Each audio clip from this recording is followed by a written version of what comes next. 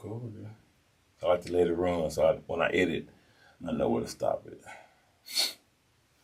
Good afternoon, ladies and gentlemen. This is David Sutter with the High Table, and we have a special guest today. This guy here, let me tell you something.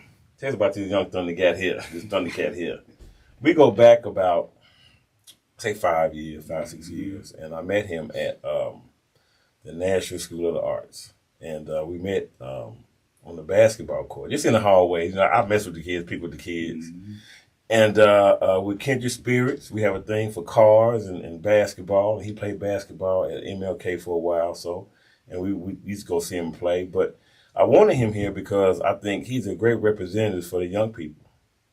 He's a follower of Christ. He's saved. He believes in God. He prays all the time. God is on his mind all the time, which is a good thing. But one thing about this young guy is he has a love for cars, and not just regular cars. Ferraris, Lambos. He has his own YouTube channel and everything, and we're going to have him talk about it. But, ladies and gentlemen, we have Ramon Mallory. How you doing, sir? Man, I'm blessed to be here. I appreciate you just absolutely taking the time to have me come out here, because it's literally crazy how God works, man. Yeah, it's crazy, because speaking on that, we ran back into each other at the church. Absolutely, at the church. Yeah, and that's what you told me. You were like, you gotta get you on there, guy. So I was like, it ain't nothing. It's nothing but God. Just like that's not even a coincidence. Right, it's supposed to happen. I was just showing up, doing what I was supposed to do, doing my due diligence. Right. But here we are. Here we are. Well, we're gonna get into it. Again, he's you left-handed, right? Yeah. Left-handed. Left-handers gotta stick together. You know what I'm saying? Right. Right. It ain't many of us left, okay? Nah. A handful. Mind you, we said true lefty. True lefty. Yes. Not converted, but true lefty. I'm a true lefty, and so are you.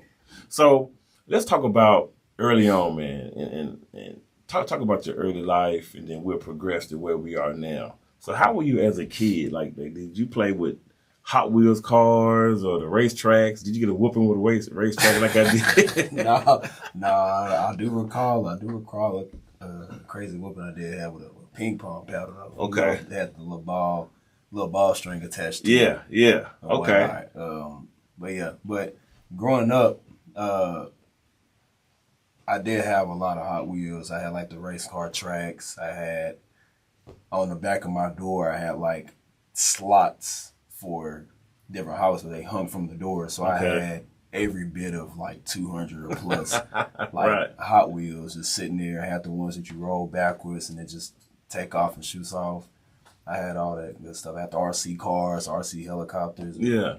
I've always been into cars. Anything with a motor, I've always been into it. But cars just so happen to be my niche. Awesome. And so you had the Hot Wheels, 200 cars. Like, did you have the remote control cars growing up? Yeah, I had the RC cars. I had some RC cars with some spinners on them. Okay. Oh wow. I had RC cars. Like, it was some Escalades too. It was two Escalades. It was a white one and a black one. And I would just pull them out. They had the dub spinners on them, and you could they had like different speeds on them. They had like the lights flashing on them. It was crazy. Oh, wow. It was crazy. I had the things pimped out for real. Anything to get the kids' attention, God, anything. And so your love of cars started there, and then growing up, your family knew you loved cars, and did they try to help you with that? Did you have an uncle that like had cars all the time, or where did this come from? This love for four wheels and motors and light, because he drives. Every time I saw him, I would say, "Please don't be out here driving fast." Okay, that'll be my message. Okay, but what got you going? An uncle or a friend that had every kind of car, or what? So it was more so just being around people in general. Okay. Anybody like who had a car that I thought was like pretty cool. Right. And then I had like friends who like Camaros and stuff. They're like V6s and stuff. Right. Have a family member back in the day when the Hellcats were real big, before like this whole takeover thing. Oh man, my bad. Hey, friend, bro. Takeover thing became, I guess, popular or whatnot. Yeah. He had a Hellcat. He's like family, and he just pulled up one night. It's raining outside, and I heard something. I was in my room, like, and I heard something outside, like, just rumbling. I was like, I know. I look outside. Yeah. And I'm like, oh, it's a Challenger. Okay, like, it sound good, you know what I'm saying? But I go downstairs, and it's like, cousin came by to say what's up, and say what's up. So I ain't seen him in a long time. Right. Long time. And I look outside. I'm like, that wouldn't happen to be a Hellcat, would it? He said, you know it? So, like, my whole face just, like, lit up. Right. It's lit up. I was like, that's my first time seeing a Hellcat up close and in person. What year was that? Man, he had like an OG Hellcat, like 2015. 2015, right. 2015, 2016. He got two of them. He got a Challenger and a Charger, both the same, like, color specs. Like, gray with the, like a Nardo Destroyer gray, with a double stripe going down the middle, bronze wheels. I like that double stripe down the middle. That's tough. Bronze wheels, and then got a red interior. So go outside. I'm like, I'm losing my mind. Oh my God, he got a Hellcat. Yeah. All that good stuff. And then he's like, get in the car. I'm like, oh man, we finna go for a ride. Okay, cool. So we going around my neighborhood, just tearing it up, right? Tearing it up, right. And then he goes, I want to run you harder for take you back. I'm like, man, don't do that. We could like go out somewhere. I don't know, but yeah, you know, he's just kind of popping by to say what's up. So after that,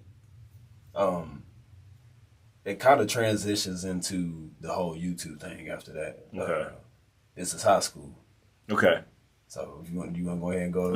Absolutely, guy. That's all about you. So this is high school. This is where the whole YouTube thing and all the other stuff came about. So growing up, I had my friends, my cousins call me Rome. I don't know where it came from. The name Rome just kept coming up. Coming up. I think, like I said, it's no coincidence. It's just something that God intended for my life. So take the name Rome and just put me in high school. Now it's junior year. You know, I met you, hooping and stuff. We're talking about all the cars and stuff that I want, and you know how expensive they are, how fast they are, like which ones I want, etc. Right. I grew up watching this dude named Tall Guy Car Reviews, otherwise known as Corey. Okay. Slim. Most people like to call him Slim. He bought a Hellcat off of doing YouTube. Oh wow! Take my cousin having a Hellcat, and then he got one. He got off doing YouTube and stuff. So now I'm like, man, like I kind of want to try that. I kind of want to try it. Right. So I got a question. So was college ever a focal point, or did you see that, hey, I don't have to go to college to have the lifestyle that I want? Or how did college play into your future plans, or did it? So college, I went to trade school, like community college. For trade school, it gave me the knowledge I know now so that I can be able to do my job a little better. Okay. But as far as like where my career is, not really. Right. Because this is somewhere that God obviously placed me in my life for now, so that I can build to the life that I want to get to. Right. College was pretty cool to me, to be honest. I enjoy going there and learning and stuff and etc. But you got to think about me trying to juggle all three at the same time. Right. Got literally full-time college. After that, I had a full-time job, and I was still trying to do YouTube. Right.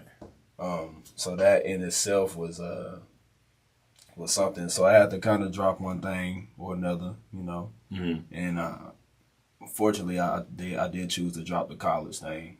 So I didn't finish. Okay. But I still think that I learned just enough to where I'm able to do my job efficiently right now, and I'm still able to learn. You can never know it all. Right. Nobody knows it all. Well, for somebody who went to college, for somebody who went to college, college is tricky these days. Mm-hmm. You know what I'm saying? College, depending on what you major in, college doesn't teach you, I think, the things that you need to know. Balance your checkbook, how to get money, how to save money, how to invest money, unless you are majoring in those type of fields. Yep. Okay? But from what I've seen, people that have that niche of doing something else, it's almost as if on the college is kind of holding them back. Because what you want to do in life, college is not going to help you. Not saying it doesn't help you in its totality, but you love cars. You love how they tinker. You like how they sold and how they bought. And you probably could build one if you wanted to. It's those type of things that I love to see out of young people. And we're in a space where you guys are so entrepreneurial. Mm-hmm. You guys think outside the box. And again, most people that have become millionaires off of YouTube don't have a college degree. How about that? And so some of them didn't even finish high school. High school, how about that? And so what they did have is that ability to say, I gotta go get it. Mm-hmm. I gotta go get it. Yep. And you listen to any motivational speaker, they're gonna tell you it doesn't matter the school you go to. It's about what you have in you. Yep. Okay. And every time we talk, you're going somewhere. You was out of town last week before last, video, whatever you do, we're gonna explain what you do. So I'm gonna talk about NSA because we met at Nashville School of the Arts, which is a very interesting school. Okay. It's interesting. It surprised me, boy. Whew. I was calling people all kind of names. That's not what I am. Okay, my bad. I was tripping. It took a semester to get it right. You know what I'm saying? It was a school, man. It was an experience. It was an experience that I think we all needed. Yeah. Everybody has a voice.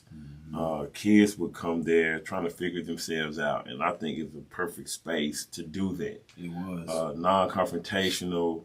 Wasn't a space where it's aggravation, judgmental, non-judgmental. Yeah, non-judgmental. And I think our kids needed to see that. You was there on a singing scholarship, so to speak. Yeah. How did that come about? So, I went to I graduated. Yeah. We had like an 8th grade graduation. Well, you're up top right there. You go. Okay. We had like an 8th grade graduation from KIPP Academy, Nashville. That's where I went to from 5th through 8th grade. Okay. After that, I was going to go like my zone schools and like what was it, like East stuff like that. Right. But I was like, I actually was really supposed to be Pearl. Really? I know when at that time I wasn't that type of guy. Yeah. I was like, I don't even know if I'm gonna fit in really. Pearl is something else. It can be a little aggressive. Yeah, I mean, it ain't nothing against Pearl. Right. I got friends at Pearl, but I mean, so NSA came about. My mom was like, why don't you try to go to this school? You can audition for singing. I'm like, audition for singing? I didn't think that was a thing really. I thought you had to have you had to be like well off, wealthy, rich. You know what I mean? Right. So I remember first teacher was Mr. Hester. Okay. And I went in there, man. I tried out. I was nervous. I was a big nervous. I'm not gonna lie to me. NSA had some pretty girls, man. Yeah. NSA had them, man. But so I walk in there and you got the music teacher, you got the girls, you got the other guys, and they've been singing for a long time. These are like people been singing. IT, absolutely. IT Crestwell, that's stuff like that. So I'm like, okay, I'm gonna go ahead and try something. So I come in there, man. I sing Bryson Tiller. Okay. Told up, I got done. They looked at me like, oh, start fixing their posture. Yeah. Okay, man. Hey, this is how to do what I got to do so I can get to where I need to get to. Right. But then after that, about a few weeks later, got that. Then my mom either got a phone call or an email and said got accepted. Wow. So that was a big blessing. You just jumped out there. Jumped out there. First time singing in front of, I assume, anybody that you don't know. You probably sing around the house, family members. Not really, because when I was at KIPP Academy, we used to travel and sing. We sung with, this gonna sound crazy, but was it my 7th or 8th grade year? It was when we went to Houston, Texas. We sung Background with Mary J. Blige. Oh, wow. Matt Common, all those other cool people back in the day. And that right there kind of showed me who I really was, what I had in me. Right. I had to get on stage and had like a Michael Jackson solo from the 16,000 people. Wow. It was something. So I was a I didn't know wreck, that. man. I didn't know that. Nervous wreck. Mr. Shout out to you. Yeah. You get a hand clap. That's right. But yeah, like shout out to Mr. Moore, man. He still teaches there. Okay. So Mr. Moore, for those who do know him, Yeah. that's his name though. Huge shout out to him and huge shout out to the KIPP Academy program. Is he tougher than the the singing teacher at NSA? No, not at all. Okay. Not at okay. all. That dude is crazy. Not even, that's that dude is crazy. Not even. He runs a tight ship. He runs a tight ship. Not at all. Not at all. But one thing I did learn, see, who's currently at NSA right now, he kind of reminds me of like military grade. Okay. It was for our good. Little did we know. Absolutely. Everything is for your good. Everything is for your good. Tough on us. I just kind of think of it now as like a motivational thing. Like, you can do better. You are better. Right. So you're going to be hard on right. it. Kind of like, parent and teaching the child or whatnot. Yeah. Now, thinking about it, I'm like, well, I mean, now I know how to properly sing. Okay. People are like, how do you sing like that? I was like, look, God, I wasn't always able to do this. Right. Not always. I mean, I had a little voice. My whole family can sing. But right. The way that I sing, yeah, that comes with years of practice. And he can sing, guys. He really can sing. So why do you think why is there a disconnect between your generation and adults? Like my son is 23. Mm-hmm. How do you know? I'm 23. Okay, 23. It's like I am the oracle. Mm-hmm. I know everything. That's the problem. Why would I lie to you? Why would I lie to you? That's true. That's the thing. That's true. And the reason why I say I know it all is because I've lived longer. Mm-hmm. I made more mistakes. Mm-hmm. And I've made the mistakes that you haven't made yet. Mm-hmm. So why do you think kids your age, not kids, young adults your age, have a hard time listening to adults? It could be a few reasons. Because I'm actually kind of looking into stuff like that myself on why we just have disconnects as general. But specifically on this case, I really think it boils down to us not listening to each other, like not hearing each other out. Okay. As far as y'all been here longer, so y'all do know a bit more than we do. Right. And a lot of times we're hard-headed, like smelling ourselves, feeling ourselves a little bit. Like, right. You know what you're talking about. And later on, we end up finding out that you knew what you was talking about the whole time. Right. And then the double-edged sword to that is how the world has changed from y'all's time to our time, mm-hmm. and how everything isn't necessarily the same. And some things are a bit easier, and some mm-hmm. things are a lot harder for us. Right. Such as, I say, a lot harder things is even living on our own. True. It's expensive. Getting a career, whatever the case may be, is trying to figure things out. I think back then it may have been just a tad bit easier. Things may have just been a bit cheaper. But life was good back then anyway. It was very good in the 80s and 90s, yes. A wonderful time. Good back then. But it seems like the disconnect, and my son's a good kid, never been in trouble. He did. My son always wanted to do kid stuff. He would do kid stuff. Nothing huge, not stealing cars, not getting crazy, just stupid lying and can on. You know what I'm saying? Stupid stuff. And I told him, once you turn 18, those mistakes can be harmful. Mm-hmm. You're no longer viewed as a young adult. You're viewed as a grown man. And so he's getting that. He's understanding how expensive it is to survive. Mm-hmm. Paying for an apartment. You want a new car. You're under 25. Insurance is through the roof. These things, plus you have entertainment expenses. It's very, and so you guys, bless y'all haven't struggled yet. You know what I'm saying? Y'all haven't struggled at all. No, a lot of us don't know what it's like to go without the lies and stuff I have to think about even now. Like, I still don't know what it's like to go through with lights being off, coming on, water is off. Like, I've had all of that, bro. Stuff like that, like. Do you like cheese and crackers? Yeah, I'm cool with it. Yeah. Listen, trust me. Hey, listen. Yeah. Oodles and noodles, guy. Mm-hmm. The dollar menu. Sometimes you have to sacrifice to get to where you want to go, which I think it breeds, a very comfortable lifestyle. You learn how to live on a lot less. Mm-hmm. So you're proving, this is a word, you're actually proving to God that you can survive on not a lot. When he blesses you with more, you have to understand that he can trust you with it. You see what I'm saying? And so a lot of times we're afraid of the struggle, and you can't get nowhere without the struggle. If that's the case, everybody on YouTube would have, you know what I'm saying, 1 million subscribers and make money off of it. So then would it really be worth trying to become a YouTuber? That's what I'm saying. So you could say if God gave us everything, we wouldn't need God. You see what I'm saying? And also, I found the disconnect. I just thought about it. Speak on it. Put on my mind. This might go past a lot of y'all heads. It's all good. You know, my listeners, we all over the place. The disconnect between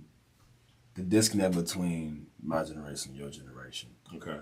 When y'all are telling us something, a lot of us are not able to receive and process. What's the word? Constructive criticism. Okay. That's what a disconnect is. I was just like that not even a year and a half ago. Okay. But then I had to really think about stuff and I had to like just man up, and whatever somebody's trying to tell me, it's not to hurt me all the time. Right. It's to help build you to be the man you're supposed to be. So when I sat there and I asked God to make me the man that I'm supposed to be, he wasn't playing no games. Right. You're going to get talked to. You're going to get talked about. People going to get on to you. You're going to go through stuff. You're going to struggle. So you have to be really careful what you ask for. And you have to also ask God to open up your heart, open up your spirit. That way you can be able to receive these things so you can be better. Right. So that's where I think the biggest disconnect is from my generation, your generation. A lot of us just don't want to receive it. We hear it and we know we need to hear it, but we just don't want to receive it. Well, the hardest thing, and we definitely pivoted for what we was going to talk about, which is good though. The hardest thing is watching your children struggle. But you got to let them bump their head. You know, my mom would tell me, don't touch the iron because it's hot. What do? Touch the iron. I got to see for myself. You know what I'm saying? My dad would say, I don't like them people you're hanging out with. Okay, well, then things start happening. Okay, now I see it. So it's not like it's to harm you. It's that, man, we don't want our children to hurt themselves or be in bad position. But what we try to do as parents is give you so much information to where when a situation arises, something will illuminate in you. Okay, well, this is what my dad said. Maybe, you know, I don't need to leave the house at 12 o'clock at night because ain't nothing going on at 12 o'clock. See, you need to be coming in at 12, not leaving at 10. You know what I'm saying? So stuff like, small things like that. And so I'm the safety guy, you know.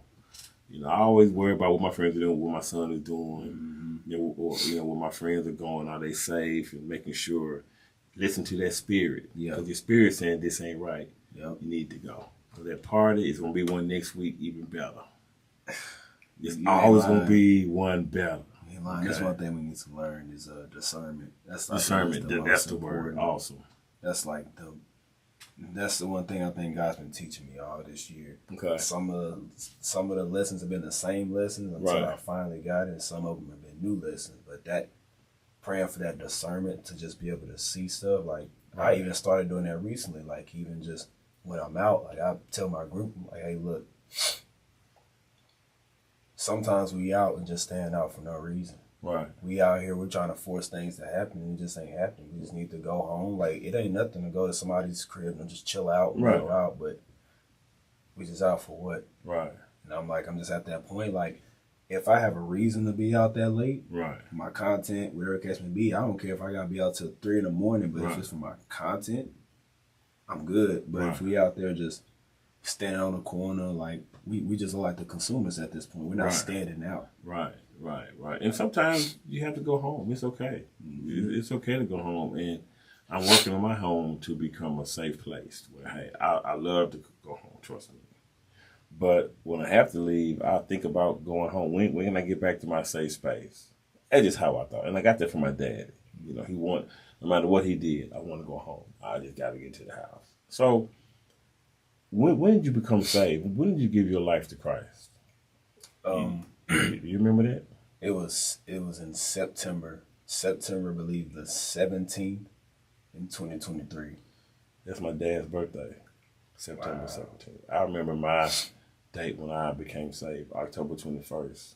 1991, and I silently celebrated each year. I was at Tribeca and just trying to figure stuff out, man. And my life has not been the same since. Wow. Immediately, I grew into a discernment. I could, if I'm doing something wrong, it don't feel right. Don't at all. You know what I'm saying? It's like a stronger pull. You just, it's that guilt that you get, the conviction. Right. So what made you want to give your life to Christ? Being honest with you, so after I graduated, I was always brought up in a Christian-oriented, Christian-based family. Okay. So we went to church every Sunday. Okay. Every Sunday. So what happened with me was I strayed away from God. Okay. Like I didn't pray. Mm. It's not that I didn't know who he was, but Right. something had a hold of me so strong where I didn't pray. Like I said, I didn't pray. I smoked. You was a smoker? Oh yeah, man. After, the year after high school, man, it went all downhill, brother. A lot of folk was doing some crazy stuff. All down here. I went all downhill, smoking. I eventually tried to drink, but I ain't never touched a drink again. Right. The women. Yeah, just trying to figure it out. Yeah. All that stuff hit me at one time. And then once I finally hit a point in my life where it got old. And then I'm glad that it happened that fast, because some people they just go through life like that. It's a repeating cycle. It is. And I mean, it's no shame to them though. I mean, because we all human. I mean, It's no shame. It's just I'm fortunate enough to have caught it at an early age to put a stop, or attempt to put a stop, because it's still temptation, right? It's even stronger. It is temptation. The phone is, when used incorrectly, it can be bad. Mm-hmm. Trying to figure out the things that you're going to go through in life, it's just tough, man. And so what I've learned about the devil is he just taps in with people. If you raising hell anyway, he just tap in. He don't stay long. You good raising hell. But myself, I got tired of that. And I still get tired of. I still battle with stuff. There's no secret that I have issues. You know what I'm saying? I go to therapy. I journal. I pray. I meditate, just to get through the day. You know, I drive for a living, so I pray over my bus. You know what I'm saying? Got to. I lay hands on the hood, bro. I say, look, Lord, please build a fence around me, because these jokers out here are crazy. Okay? I see people doing makeup and smoking cigarettes and smoking weed and eating food and messing with the kids and texting and driving. I seen a joker, a state trooper, with food and a fork driving. Hey, bro, what you doing here? Tripping. Hard. Tripping, man. And I be snitching. Hey. I forgot, though, they can do what they want to do. Say less. That's a whole nother story, guys. Yeah, the whole other story. So you become saved, and you were tired of the route you was going. You was convicted. Mm-hmm. Was it scary after you become saved? Because now you have elite vision. Yeah. You see things that you didn't see the day before. How was the day after you had become saved? It felt good. Okay. I got some good questions. I'm on fire today, y'all. Yeah, I remember talking to my dad about it. Okay. And he said, just be ready, because once you make that transition, that's right. That makes the other side even more upset. So you're gonna start seeing a lot more obstacles, because what people don't understand about the devil is once everything seems like it's going perfectly fine, like no problems at all, you should be a little worried. Right. Now, I would say take that with a grain of salt, but at the same time, like, because you can be that way with God at a point, but God still needs to humble you. So he's going to put you through things to where you have to depend on him. Right. Absolutely. But, yeah, after I got baptized, I remember that. It was, that was a day. I remember that. That was a day. That was a day. It was pretty scary. I promise you, like, when I told people my experience, I I didn't have my eyes closed. Okay. I opened them, and it was like explaining the visual. It was the most like beautiful thing I ever seen. I was in a tub in the cleanest water I've ever seen in my life. It was sunny out. I was in a white clothing. Yeah. As soon as they baptized me, I opened my eyes, and I just saw the sun like beaming into the tub where I was being baptized, being baptized in, and I didn't see anybody else around me. I didn't see anybody. I just saw the light. I saw the light, and I took a breath underwater. Okay. I didn't choke. Okay. It was crazy. I'm looking like, am I breathing underwater? Like, that's crazy. Right. And it just felt for just a few seconds like just complete peace. Wow. And once I came back up and cried and et cetera, it was a great thing. It was a great thing. And then it's crazy because after that I had another experience with a friend of mine. His son passed away. Oh wow. That story, long story short, I went up there and tore the church apart. I didn't realize I had like basically preached. I sung a song for comfort, and the lady calls me back down the aisle, just me. She told me that she was like, "There's a David in you." Uh-oh. And that's, again, I had to show you that video. Yeah. I guess I got it in my phone, but I had to show you that video like another time. But yeah, it was God is something else, though. God does things that just blows my mind. And he said he would, but because sometimes you just don't believe it. You know what I'm saying? There's no way that can happen. There's no way that door can be opened. You find yourself in rooms that some may say you're not supposed to be in. You see what I'm saying? You find yourself in rooms, man, that and all eyes are on you. They're like, who is this guy? And you're neck and neck, guy. There's nobody. God sent you here, guy. You know what I'm saying? You speak in the language. Yeah, you're anointed. And so, just based on some of the things that I've been through, near-death misses, not getting shot at shootouts. I'm just there chilling. Fights, jealousy, envy, divorces, parents dying, mental illness, son 7 hours away, all kind of stuff, dog. And so what you saw me, my dad died while I was at NSA. He died, yeah. And he and Dr. Stewart was in the same cancer unit. They crazy. They met. They talked. They knew each other. Oh wow! Right. And my dad was battling pancreatic cancer, something like that. And Dr. Stewart had cancer. He didn't tell that many people, but yeah, man, it was tough, guys. So each day was a struggle. Sometimes not knowing that my hero was going to be dying, or he was dying actually in retrospect. But just to see him each day, it just kind of getting weaker and weaker. It was tough, man. So you think I was pouring into you guys? No, you guys are pouring into me, making me laugh. Basketball. Some guys ain't never touched a daggone basketball in their life. If y'all could see these guys play basketball, hilarious. And just tell by the run. Oh my God. Oh my God. Oh my God. You gonna play in those shoes? Okay. Really, that we doing? You tell by the run. Oh my God. And they were just happy to be out there. Happy to do something to be accepted. You know what I'm saying? And of course we took it light, you know what I'm saying? But it was just musicians and singers trying to play basketball. It's like, man, they couldn't do nothing, dog. I stopped calling travel. Just play. just That's it. Just go done. Don't even worry about it. Right. It'll be all right. Yeah. What was that? Yeah. And they had to file it. They be hacking. Man, stop it.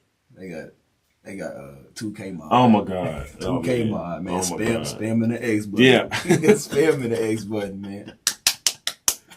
So let's talk about you develop your faith, you're learning, but now God put this new venture into you, the car thing. I want you to talk about that for a second. Just what you talked about earlier about why cars, but now you want to monetize it in a world where monetization is possible.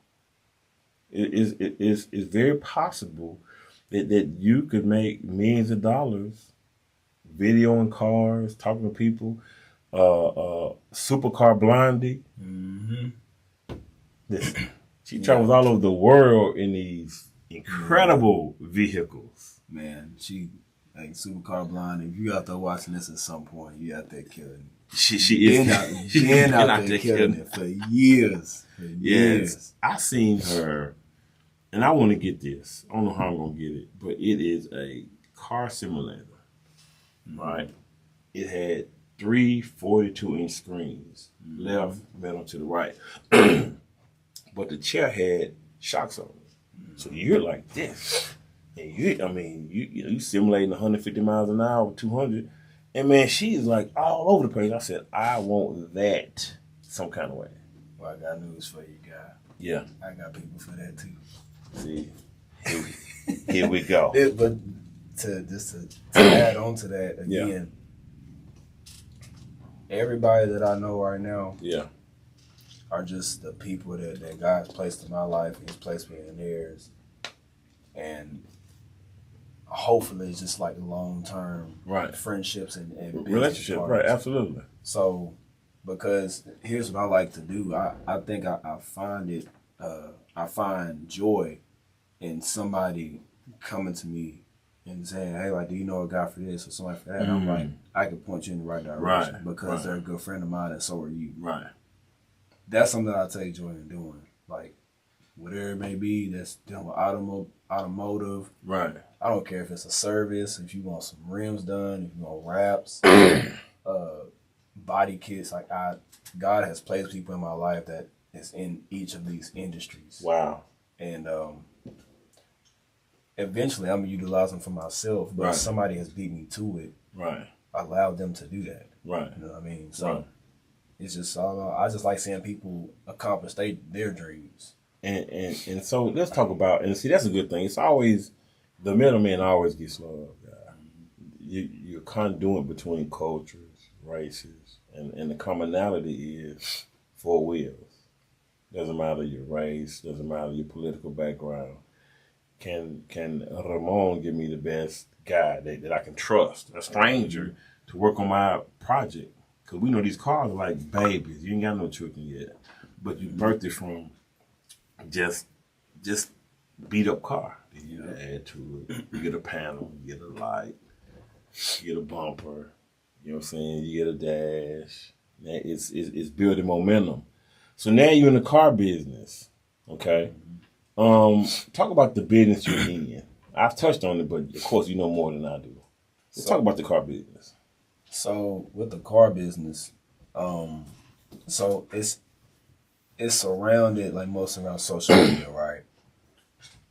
There are different ways out there to where, like, for me, okay, let's just start this off. I could really care less about the money. Okay, money got nothing to do with it. I've been in this for 5 years. If I wanted the money, I would have been undid that already.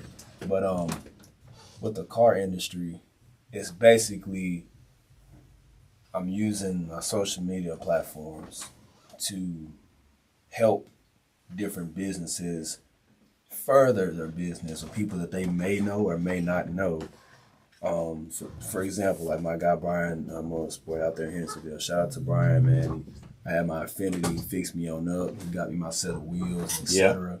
And I was able to hopefully send some more people out there his way because people ask me where I got them from. I'll point them in his direction. Right. So take that as like an example. And if it's an exhaust shop, I got my boy JR that owns Exhaust Addicts on Dickinson Road. Good friend of mine. Known him. He's been doing my car since I had my first car. And I can send people out there to him. And again, good friend of mine. I'm sending a friend of mine to him. That's good business on his end, and the customer is happy as well. So basically what I'm trying to do is I'm trying to like work my way through the businesses just to really just help out, really. Like, Right. I mean, it's one thing to put out ads and stuff like that, but when you're an influencer that uses this company, you tend to get a lot more draw or a lot more attention Right. towards that company because the people are like, I like this guy, and because I like this guy, I want to use the people that he uses. Right. So, for me, again, it's just all about being a team sport. I like sportsmanship. Right. That's just me. I like just being able to see other people win, even if they beat me to it. That's fine. Like that's just what God had written for them in their life. Right. What's for me will come for me. Right. But other than that, that's pretty much what the whole thing is about. And on top of that, it's dealing with the YouTube. Now YouTube, that is another way for me to connect with the viewers for what goes on in my daily life, my Right. weekend life. Like some people just think it's the craziest thing in the world to see somebody travel to California, like fly to California or something, that are seeing one of one cars and cars that are just like shooting flames and stuff like that. Like just living, just, you know what I mean? Just like living a lifestyle, man. Yeah. That's what we enjoy to do with the cars, even when we go to shows that are inside of racetracks and people doing donuts and stuff because it's legal there. I'm very anti-takeover. I don't came from that background, man. I know what that stuff come with. Stay away from it. For all those upcoming car enthusiasts, stay away from takeovers. It's not a game. Yeah. I'm telling you, it's not a game. What's a takeover? Takeover is when you gather with a group of cars, y'all take over the streets. Y'all shut down the intersections, doing donuts, burnouts, like all kinds of stuff. But that's originally what it was just supposed to be. Just, burnouts, donuts, but no, people done turn it into, you slide in cars, y'all slide cars into human beings. Yeah. Risking each other's lives. Like, it just at this point, it just don't even make sense. Like what we used to do back in the day, like little parking lots, stuff like that, like Right. abandoned lots, abandoned places in general that people just really didn't care about until they came and kicked people out. But now y'all take it to the streets. Now y'all hitting people with cars. Wow. That is a real crime. That's vehicular manslaughter. Like, I'm still trying to get into my head, like, what kind of rush do you get out of trying to get hit by a car? Right. It just doesn't even make sense. Like, it's just ruining the car community in general. So again, I've learned my lesson with that, and that's why I'm very anti-takeover. And I might be one of the only influencers to be able to admit to that. For the bigger influencers that will never admit if they have been something like that, I mean, hey, you can cower it out if you want to, but I'm real enough to admit it live. I mean, Right. I've been there, done that. But once it started getting taken to the streets, it's a done deal for me. Done deal. Yeah. And some people have had their children pass away. And so, yeah, it is dangerous. I hear them, people driving fast on Bradley Parkway. You can hear Bradley from here. And they get it, bro. They get it fast. So, what's your goal for it? Like, what's your end game for this? Because you're traveling around the country, showing your life, influencing young people. For one, ownership. See, you got people that follow you and look up to you. What's your end goal? You could have like 5 years from now. How would you want your 5 years from now to look in this space that you're in? So, the end goal for me, I don't really think that I necessarily have a specific end goal. I just want to continue to, if it's in God's will, if it aligns with His plan, I just want to continue to grow this name and to continue to spread God's love through the car community. Because a lot of people that meet me when the camera is off, a lot of you know that I just talk about God. I check in on people. I want to be that influencer that has all the crazy cars or whatever, but it's beyond that. Right. It's this guy is different from the rest. This guy actually checks in on people. This guy actually cares about my well-being and doesn't really care about what I drive.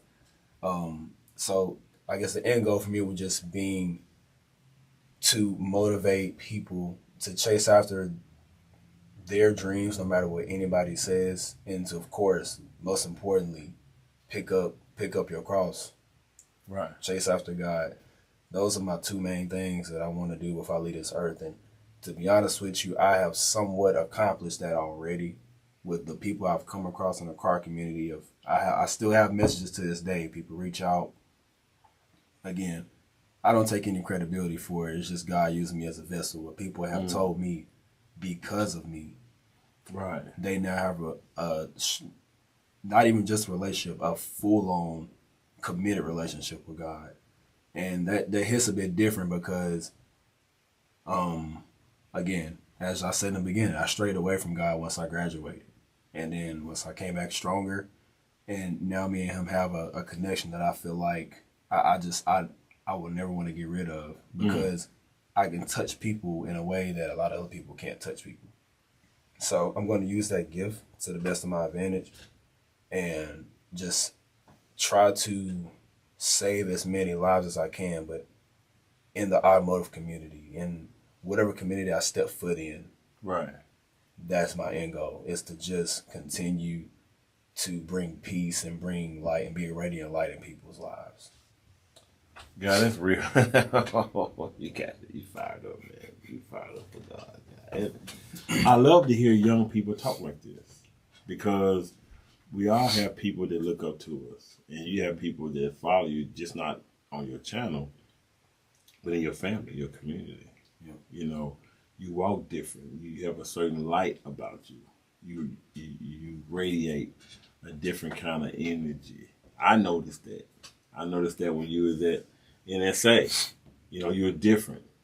And that what kind of drawn me to you. Plus basketball, and we would talk all the time. Yeah. And so that's the greatness of being a good person, man. And then sometimes that gets overlooked. Being a good person, a solid, not keeping it real. You know, that's a whole other story, man. You keep it real over there, man. Okay? Keep it real over there. You go over there, but keep it real. Because everybody I've ever known that have gone to prison was like, man, I wish I didn't keep it that real. I wish I was like you. Played basketball, went to college, a square. I'm a square. I'm a nerd. I'm a cool nerd, you know. But that type of energy I've always strayed away from. I'm drawn to people, man, that are good people, that would give their shirt off their back to somebody, that would help somebody out, man. And one of my friends, man, good friend of mine, Dwayne Robinson, he told me that, you know, he's a Christian. He told me that when he prayed to God, he prayed that God give him the resources to help people when they're in need. I've never heard that prayer before. He want God to help him financially, so when family members and friends need something, he can help them out. I've never heard that before. Yeah. And so those are the type of people that I hang around with. And you know, I've been let go by people. I've had to, you know, that's just how everybody can go with you on your journey, because you look different, you talk different, behave different. How has that been your transition to the new you, as far as in your community of old friends? Oh man, it's definitely been a roller coaster. I've had to fall out with people, and some things I really couldn't even control. Right. Some things is what God made, like for my life. He wrote this in my life. Such and such is going to have to exit out of your life at this point in time, and I'm going to have to introduce such and such. God will fire, hire, and promote accordingly to his purpose in your life. Come on now. I thought Jay-Z had bars, but Jay-Z ain't got nothing on me, man. Come on now. But God will fire, hire, and promote accordingly to his will in your life. So when things go sideways, it's a flip side to everything. It's a flip side to something good, and it's a flip side to something bad. When something bad happens, you got to try to look at that flip side, because something good is about to come. Sometimes it's something good about to come. Sometimes it comes with a backlash. Everything has a flip side to it. It's just how God keeps us humble and keeps us hungry for wanting to connect with him more. But yeah, I've had to outgrow friends. Okay. I've had to find new friends, and I've had friends that have just went ghost after using me, whatever the case may be. Right. And one thing that I had to learn about that is one of the most important things is learning forgiveness. I can still look at these people to this day and act like nothing happened. Right. Completely forgiven. Like I can still act like nothing happened because you're a human being at the end of the day. Right. Just like I am. I would be a hypocrite if I sat up here and said I've never done what that person's done before. We've all been there. I know what it's like to hurt people, and I know what it's like for people to hurt me. Right. So, but yeah, transitioning back into God, He's just had to teach me to literally just let go and let God. Right. Literally, like it's as hard as it may seem. It's very, very simple, and that's just letting go, having your faith, having your trust in Him. That He'll introduce the right people to you and take away the wrong people from you. And sometimes He even use your enemy to boost you up into another pedestal too. Right. So that's I love to hear that because you're definitely influencing me right now. Like I'm fired up right now. You know, I'm fired up right now because we all need a jolt of good energy. You know what I'm saying? Some days are tough, man. We're living in difficult times, man, where bad spirits are just everywhere, man. And so, you know, people had to distance themselves from me. I don't always get it right, and I get it. I'm smart enough to know that people have distanced themselves from me, and I'm fine with it. And maybe I deserve that. Obviously, I did, but I've also had to do it myself. You see what I'm saying? And it's tough. I love relationships. I love my friends. So to see God kind of moving them away is tough. yeah, But I understand His overall goal is to make me whole.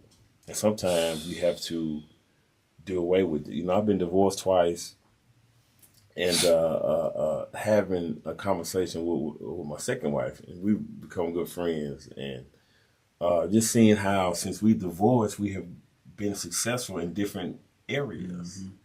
But had we been together, there's no way I would have a podcast. There's no way I would have been able to do the things that I've done and have the type of credit that I have. I have an amazing credit now. I have money in the bank. You know what I'm saying? I'm in real estate. I'm doing a lot of different things. And for her, she's taken off.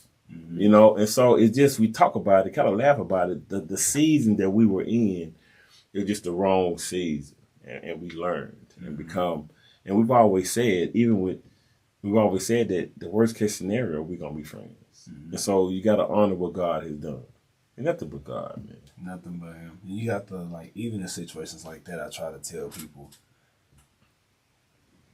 this is one thing I'm starting to try to learn, I feel like at an early age, and it's not personalizing my issues. Right. Because at the end of the day, like, you know, with your divorces and etc.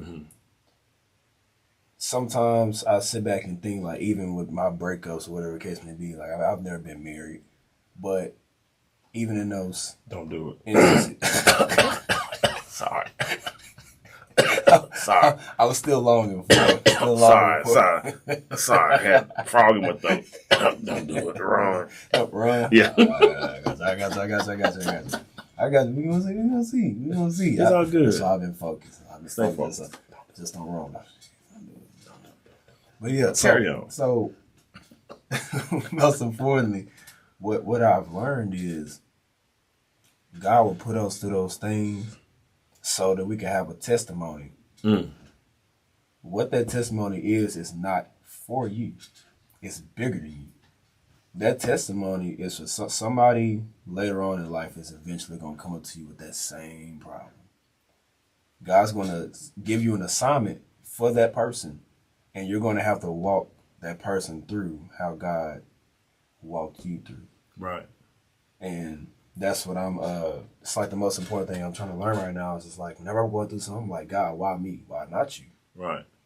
If God is entrusting you with a serious problem like that, and He's entrusting you to potentially be part of saving somebody else's life later on. Right. So I'm trying to take heed to that. It's very, very hard to do. It's very hard to do. It's not easy. You know, following Christ is never easy. you know. But it's three kinds of situations. It's only three. It's only three. The first one is the person who is about to go through something. Okay. The second is that person that's in the midst of going through something. And the third person is they got a young lady that just got through going through something. So it's a constant circle of life, so to speak. You never. My buddy says, "Hey man, when things are going good, you need to be concerned. You need to be concerned. Things gonna happen. Okay, things are good. I mean, I'm waiting on a water leak. I'm waiting on something. That's just life. A flat tire. You know, I'm never comfortable because it's just my turn. There's nothing wrong. It's just my turn. You see what I'm saying? And so that's why I have to pray to understand that, hey, it's nothing personal. Now I have a testimony. You know, come to find out, I was born to give my mother a bath when she had Alzheimer's. I had to feed my mother. Feed my dad, clean up my dad. How about that? Seeing my dad die, you know? So it's those type of things that I had no idea I'll be strong enough to handle. But now I got a testimony. Now, my friend, she's going through, her mother has an illness. You're going to be all right. If I can get through it, you can trust me. And now she has to bathe her mother, clothe her mother. Those are things, man, that we didn't think we ever have to do, but God gives us those jobs because we're tougher than what we think we are. See, think about it. Working 12 hours a day, then you got to go home and take care of your mom. The first woman you ever loved, or the first man you ever loved. Oh my God, seeing my dad struggle, man, was tough. Proud man. But I gained strength in knowing that I can accomplish that. So in the event that I do happen to grow old with somebody, they're going to know I can take care of them in that regard. Wouldn't it be awful to be with somebody for a long time and when you really need them, they can't step up? Oh, that's nasty. That's dirty. You wasted all the time. Yeah, that's a thing of love. Oh man, that's where love come in. If you don't know how to love, stay away from people. Stay away from good-hearted people. Wow. I'm gonna tell you something. That's coming from a 23-year-old people. I'm gonna tell you something. That's even marriage, relationship. A lot of people don't understand. Even in the vows, like. That means you're gonna love that person. I don't care if they lost a eyeball, if they lose an arm, they go through cancer. It means you're gonna still love them the same. So that's something that you're not ready for. You might need to take some time back with yourself for it. You know, you might be called to singleness. Right. God calls some people to singleness. God don't call everybody to be married. God calls some people to singleness, man. Being called to singleness. That's heavy, guy.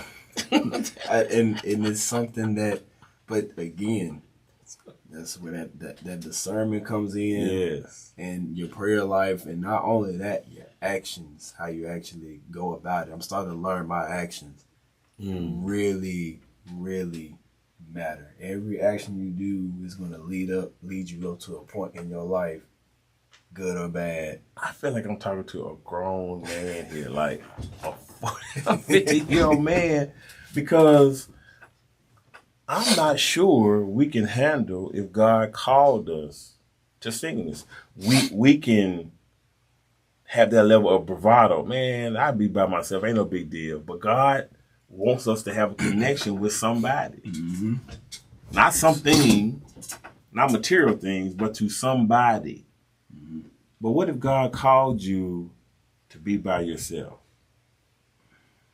Let me tell you something, man. That's heavy. Yeah. Because some people are incredible people, but they're just not incredible boyfriends or girlfriends. Nice people, love God, but they hard on the Joker. Yep. They hard, and so, man, I got to talk to my preacher friend about that because there's some biblical backing that will support that. I'm sure. Yeah. You know what I'm saying? And man, we live in a space now at 55 years old, and my friends, we're transitioning for the next level. We're trying to pivot to the long haul. We'll be 60. I'm 60 years old. 5 years. It's already 2026. Thanksgiving next week.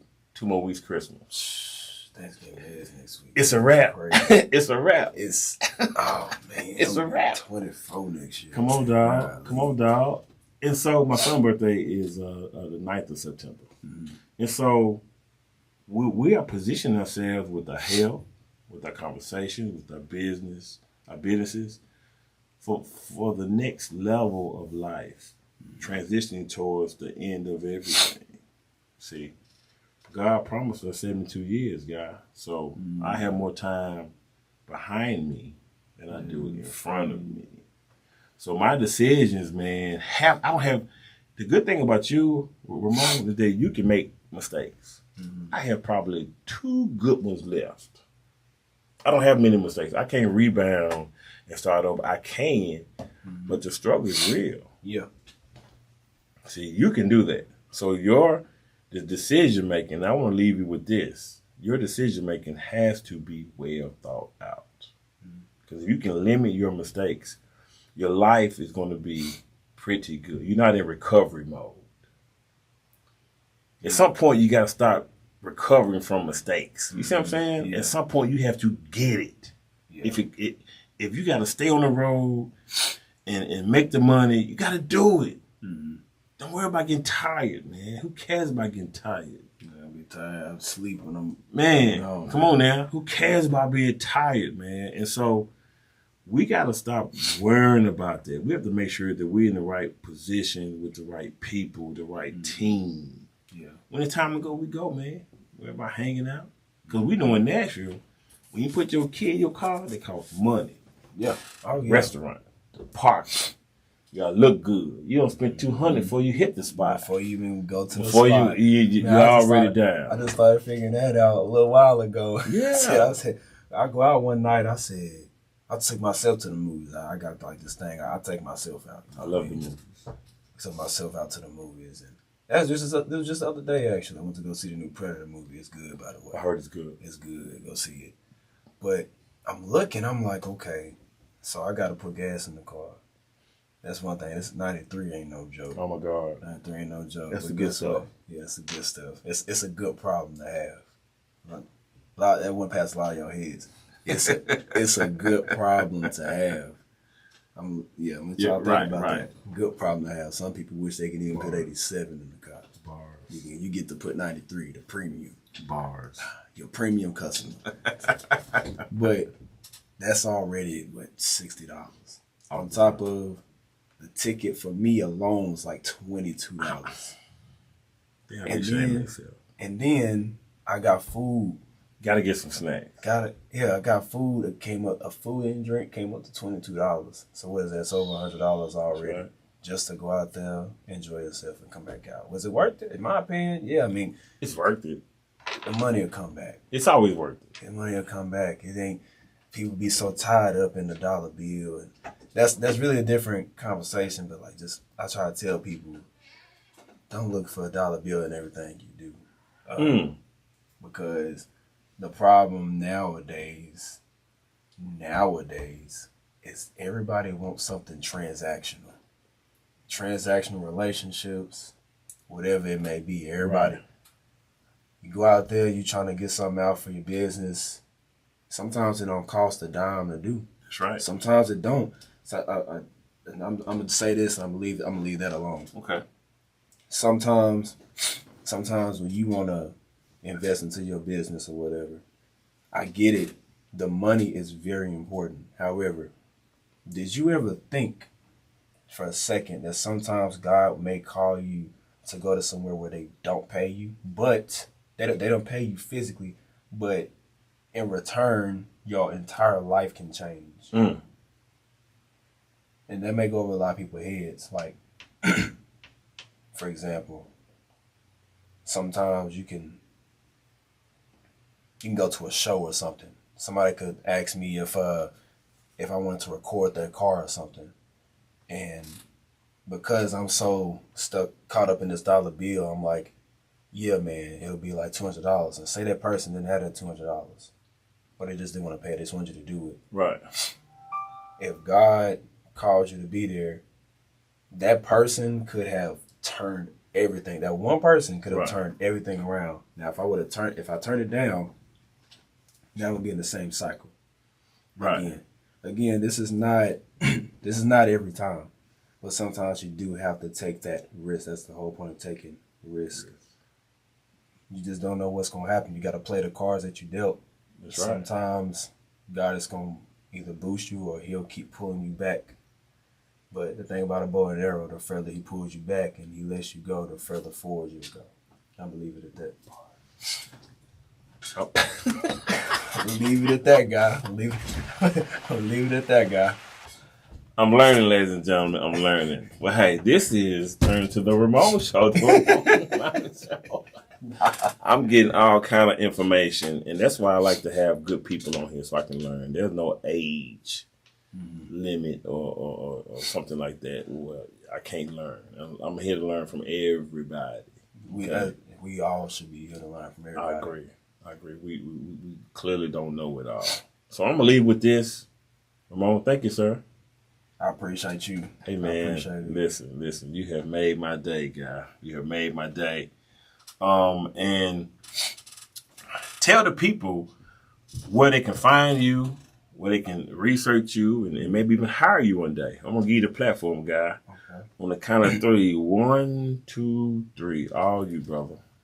My name is Ramon Mallory. A lot of people know me as Rome Too Exotic out there. So on Instagram, TikTok, Snapchat, you can find me at Rome Too Exotic. On Facebook, it's Ramon Mallory. You should see a picture of me or whatnot. You'll see all the cars and stuff and me talking about God and etc.